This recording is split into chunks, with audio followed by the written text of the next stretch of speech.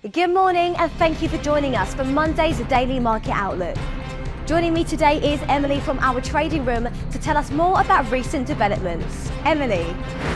Gold prices rose almost 2%, hitting a one-week high to finish last week, after weaker than expected US payrolls data boosted Federal Reserve rate cut expectations and fresh tariff announcements spurred safe haven demand. OPEC Plus agreed in principle to boost oil output by 548,000 barrels per day in September, as the group finishes unwinding its biggest tranche of production cuts amid fears of further supply disruptions from Russia. Japan's manufacturing activity shrank in July after briefly stabilising in the previous month, as weak demand pulled production back into contraction.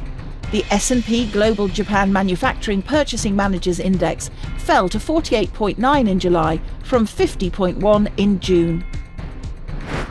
The dollar-yen pair plummeted in the last session.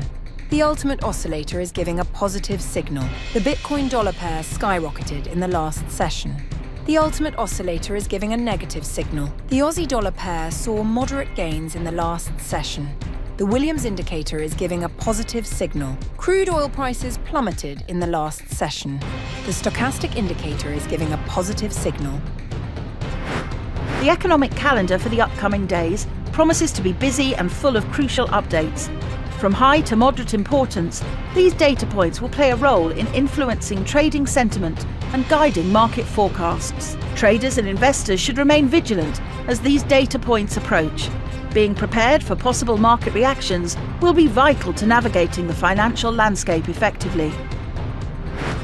We hope that you've enjoyed our Monday's financial review.